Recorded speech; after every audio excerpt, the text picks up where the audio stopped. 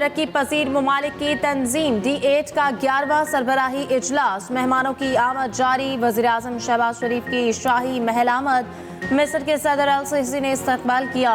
शहबाज शरीफ ने रुकन ममालिक के सरबराहान से मुसाफा किया। दूसरी जानिब वज़ीर-ए-आज़म शहबाज शरीफ की बांग्लादेश के chief adviser doctor Muhammad Yunus से मुलाकात। फरीकैन का मुख्तलिफ कसीरुल जहती फोरम्स पर ताउन बढ़ाने पर इत्तफाक। दो तरफा ताल्लुकात समेत बाहमी दिलचस्पी के उमूर पर गुफ्तगू। वज़ीर-ए-आज़म की इंडोनेशियन सदर से भी मुलाकात। इक़्तिसादी और तिजारती ताल्लुकात को मज़ीद मुस्तहकम करने पर इत्तफाक। दोनों रहनुमाओं का फ़लस्तीन के लिए अपनी गैर मुतज़लज़ल हिमायत का इरादा।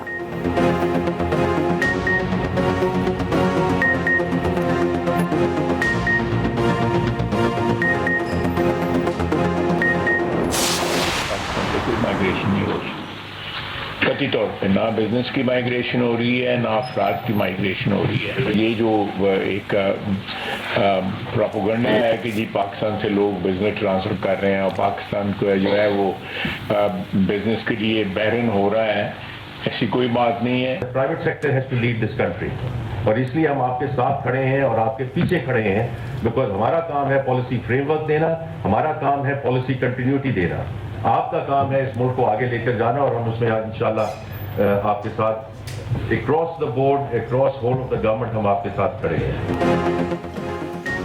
करप्शन मुल्क की मईशत को दीमक की तरह खा रही है। करप्शन आधी भी कम हो जाए तो IMF की ज़रूरत नहीं रहेगी।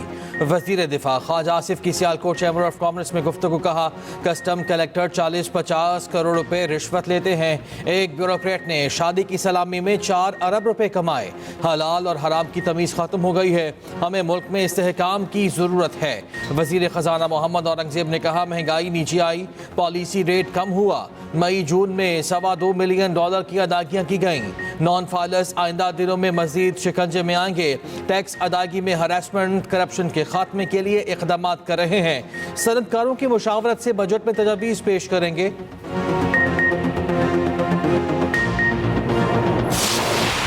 ये एक स्टेट ओन्ड एंटरप्राइज है जिसके मेजॉरिटी शेयर गवर्नमेंट के पास है, लेकिन SOE act, state owned enterprises act 2023 ये मैंडेट करता है कि चीफ एग्जीक्यूटिव ऑफिसर की अपॉइंटमेंट बोर्ड ने करनी है। जो भी नए स्टेप इन करेंगे, प्राइवेटाइजेशन अगर सक्सेसफुली होती है, उनको एक फ्रेमवर्क दिया गया है, उसकी पाबंदी होनी है रूट्स के हवाले से, ऑपरेशंस के हवाले से। एंड दुनिया में शायद चंद ममालिक अब ऐसे हैं जहाँ की सरकार वहाँ की एयरलाइन चलाती है। हमारे हमसाया मुल्क से लेके यूरोप और इर्द गिर्द के कई ममालिक में सरकारी एयरलाइंस नहीं है, वहाँ पे ये निज़ाम चलता है। तो ये प्रोसेस होने दें, अल्लाह खैर करेगा, कोई ऐसी सिचुएशन नहीं आएगी।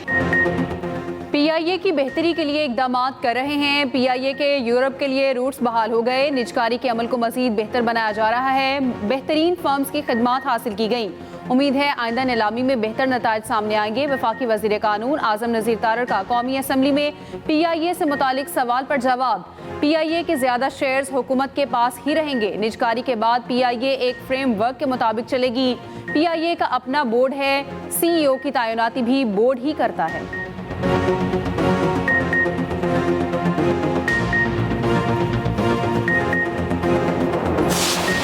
एक तो वजीरों को आपने ब्लैंक चेक दे दिया कि उनके आने की ज़रूरत नहीं है क्योंकि पार्लियामेंट्री सेक्रेटरी है तो वो is equal to a minister.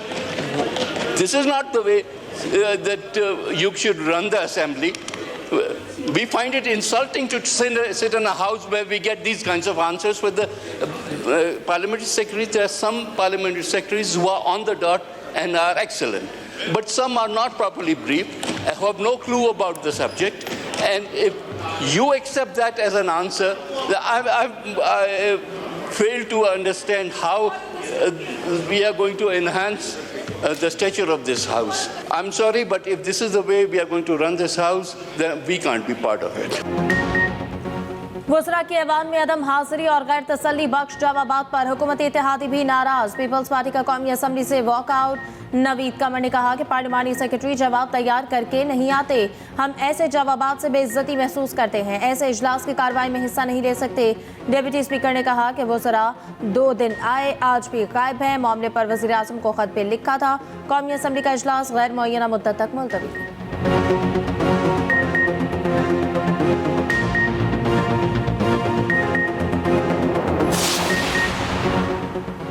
ऐवान में एहतजाज अखलाकियात के दायरे में रहकर होना चाहिए। अगली नशिस्तों को ज़्यादा वक्त मिले तो बैक बेंचर्स नाराज़ हो जाते हैं। स्पीकर कौमी असम्बली अयाज सादी का इस्लामाबाद में 18वीं स्पीकर्स कॉन्फ्रेंस से खिताब। स्पीकर की चीफ एप्स एसोसिएशन बनाने की भी तजवीज़। बगैर दबाव के ऐवान को चलाना स्पीकर की जिम्मेदारी है। वज़ीर क़ानून आज़म नज़ीर तारड़ ने कहा, मिसाक़ जमहूरियत ने मुल्की सियासत में अहम किरदार अदा किया। 18वीं तरमीम में इख्तियारात सूबों को मुंतकिल किए गए। पार्लिमानी निज़ाम में आवाम के हुकूक का तहफ़्फ़ुज़ हमारी जिम्मेदारी है। अमेरिका ने पाकिस्तान के 4 इदारों पर बैलिस्टिक मिसाइल प्रोग्राम में मदद देने के इल्ज़ाम में पाबंदियां लगा दी। तर्जुमान अमरीकी महकमा खारजा मैथ्यू मिलर के मुताबिक इन इदारों ने पाकिस्तान के बैलिस्टिक मिसाइल प्रोग्राम को आगे बढ़ाने में मदद दी। इन इदारों में इस्लामाबाद का नेशनल डेवलपमेंट कॉम्प्लेक्स शामिल। कराची में कायम 3 इदारों पर भी पाबंदियां आयद। Akhtar and sons international affiliates और रोक साइड इंटरप्राइजेस शामिल। तर्जुमान ने कहा, इस मदद में मिसाइलों की लॉन्चिंग के लिए इस्तेमाल होने वाले खुसूसी व्हीकल चेसिस की तैयारी भी शामिल है। तबाही फैलाने वाले हथियारों या इनकी तरसील के जराए पर कार्रवाई की जाएगी। पाकिस्तान ने मिसाइल प्रोग्राम में मदद के इल्जाम में 4 इदारों पर पाबंदी के इक़दाम को मुतासिबाना करार दे दिया। तर्जुमान दफ्तर खारजा ने कहा कि पाकिस्तान का स्ट्रेटेजिक प्रोग्राम 24 करोड़ आवाम की मुक़द्दस अमानत है। इस मुक़द्दस एतमाद पर समझौता नहीं किया जा सकता। दोहरे मयारात, इम्तियाजी तर्ज अमल इलाकाई और बैनुल-अक़वामी अमन व सलामती के लिए खतरा है। हमें निजी तिजारती इदारों पर पाबंदी आयद करने पर भी अफसोस है। पाबंदियों का मकसद फौजी अदम तवाज़ुन को बढ़ाना है। पाकिस्तान हथियारों के अदम फैलाव के उसूलों पर सख्ती से अमल पैरा है। पाकिस्तान की स्ट्रेटेजिक सलाहियतों का मकसद अपनी खुद मुख्तारी का दिफा और जनूबी एशिया में अमन और इस्तेहकाम का तहफ़्फ़ुज़ करना है।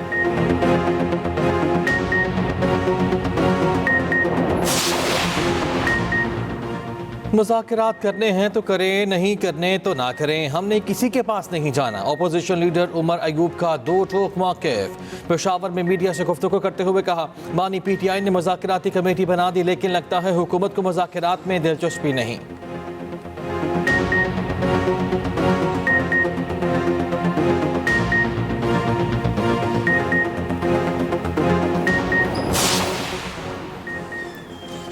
सिविल नाफरमानी की बचगाना और दुश्मनाना ख्वाहिश पूरी कर लें, NRO फिर भी नहीं मिलेगा। वफाकी वज़ीर इत्तलात अता तारड़ का एक्स पर पैगाम। कहा, फितना सियासत की तमाम पुरतशद्दुद कार्रवाइयाँ नाकाम हुई। एक और मुल्क को कौम मुखालिफ स्ट्रेटजी पर अमल पैरा होने की जिद कर रहा है।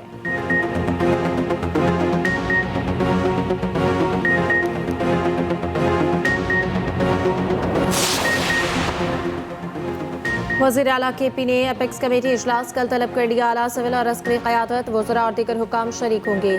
कुरम की सूरत हाल, सूबाई हुकूमत के इक़दामात का जायज़ा लिया जाएगा। अशियाए ज़रूरिया और दीगर सहूलियात फराहमी और दीगर फैसले होंगे। मुशावरत से इलाके में क़यामी अमन के लिए लाही अमल तय किया जाएगा। दूसरी जानिब सूबाई हुकूमत की जानिब से कुरम में एमरजेंसी अद्वियात की खेप रवाना कर दी गई। गवर्नर खैबर पख्तूनख्वा ने सूबाई हुकूमत से इस्तीफ़े का मुतालबा कर दिया। फैसल करीम कुंडी कहते हैं, पारा चंदार सूरत हाल पर KP हुकूमत नाकाम और बेबस दिखाई दी।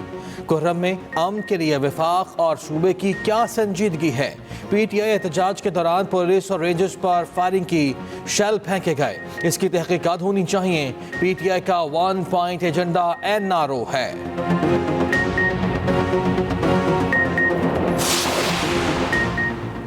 गवर्नर सिंध कामरान टिसोरी की कराची में जामिअतुर रशीद आमद, मुफ्ती अब्दुर रहीम से मुलाकात। पारा चनार की सूरत हाल पर तबादला ख्याल। मसालिहत के लिए उलमाए कराम के किरदार पर जोर। गवर्नर सिंध और मुफ्ती अब्दुर रहीम की तमाम स्टेक होल्डर से मुलाकात का फैसला।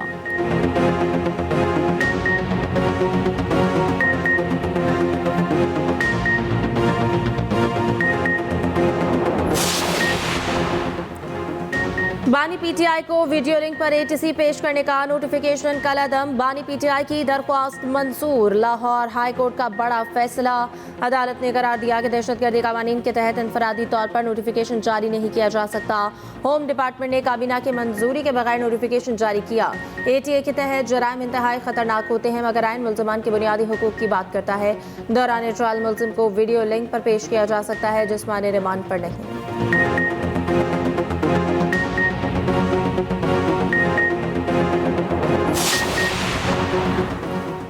शाहीन वनडे सीरीज जीतेंगे या प्रोटीज कमबैक करेंगे? पाकिस्तान और जनूबी अफ्रीका के माबैन दूसरा वनडे आज खेला जाएगा। दोनों टीमें केप टाउन में मद्दे मुकाबिल होंगी। मैच पाकिस्तानी वक्त के मुताबिक शाम 5 बजे शुरू होगा। 3 मैचेस की सीरीज में पाकिस्तान को 1-0 की बढ़तरी हासिल।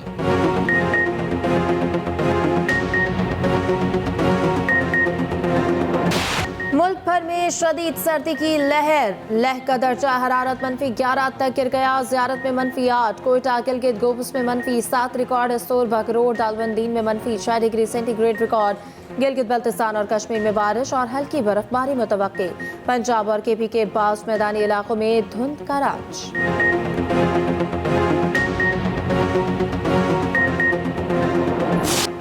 पाकिस्तान स्टॉक एक्सचेंज में तारीखी मंदी, इंडेक्स में 4000 से ज़ायद पॉइंट्स की कमी। इंडेक्स 1,10,000, 9, 8 और 7000 की हदें खो गई। 1,06,766 की सतह पर ट्रेडिंग।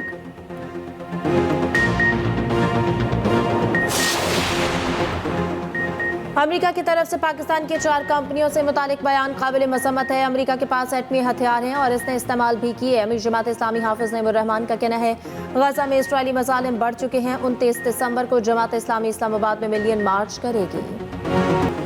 इलेक्शन ट्रिब्यूनल से मुतालिक इस्लामाबाद हाई कोर्ट का बड़ा हुक्म। तारिक फजल चौधरी के हल्का NA 47 से मुतालिक ट्रिब्यूनल को कार्रवाई से रोक दिया। शुएब शाहीन की दरख्वास्त पर हुक्म इम्तना जारी। चीफ जस्टिस आमिर फारूक ने हुक्म जारी किया। इलेक्शन ट्रिब्यूनल बाकी 2 हल्कों से मुतालिक कार्रवाई आगे बढ़ा सकेगा। फरीकैन को नोटिस जारी करके जवाब तलब। शुएब शाहीन ने नए इलेक्शन ट्रिब्यूनल की तैनाती को चैलेंज कर रखा है।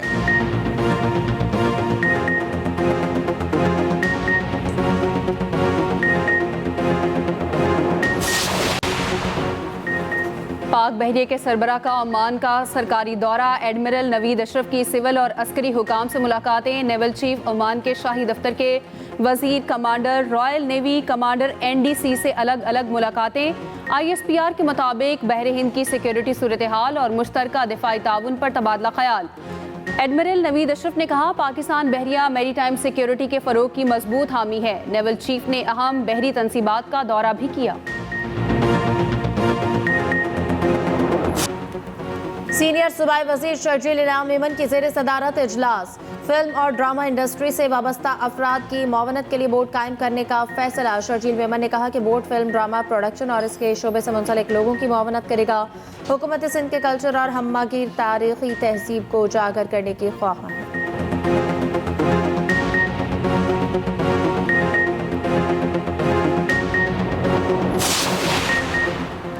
PIA के ग्राउंडेड 2 तैयारों को ऑपरेशनल करने पर काम तेज। ज़रा के मुताबिक बोइंग 777 और एयरबस 320 को फाल करने का काम शुरू।